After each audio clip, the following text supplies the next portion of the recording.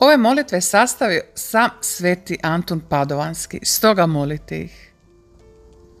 Ove molitve su snažne. 3 molitve koje je sastavio sam sveti Antun Padovanski. Gospodine Isuse, ne sakri lice svoje od nas, ne udaljuj se od hrama srca našega i ne ulazi u sud za grijehe naše. Uli u nas svoju milost, smiluj se našim grijesima. Slobodi nas od vječne smrti, povedi nas u sve kraljevstvo i s Abrahamom, Izakom i Jakovom možemo vidjeti dan vječnosti. Uz tvoju pomoć, ti koji si dostan svake časti, moći, hvali, veličanstva, u vijeke vjekova. Amen. Gospodine Isuse Kriste, usadi nam svoju milost koju možemo tražiti i od koje primiti puninu pravog života. Moli za nas Oca da nam udjeli pravu vjeru kad zaslužuje doći do mjesta vječnog života. S tvoju pomoć ti koji si početak i svršetak, hvale vrijedan, divljenja vrijedan i neizreciv u vijeke vjekova. Amen.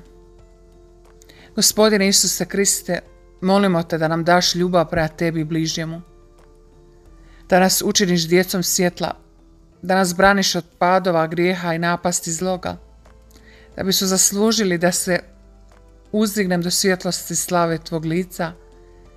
S tvoju pomoć, ti koji si blagoslovljen i slavan u vijeke vjekova. Amen. Ovo je čudotvorna molitva svetom Antunu, za koju se kaže da nikad nije bila odbijena. Bog odgovara na naše molitve. Njegov odgovor nije možda uvijek ono što ste očekivali ili željeli, ali uvijek ti daje ono što treba, što je najbolje za spasenje tvoje duše. O sveti Ante, najblaži od svetaca, tvoja ljubav prema Bogu i milosrđe prema njegovim stvorenjima učinila su te dostojnim da, dok si na zemlji, posjeduješ čudesne moći. Potaknut ovom mišlju, preklijem te da mi izmoliš ovu milost.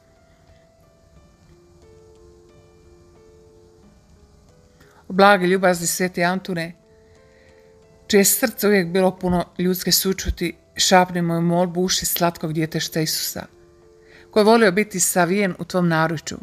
Zahvalnost moga srca uvijek će biti tvoja. Amen.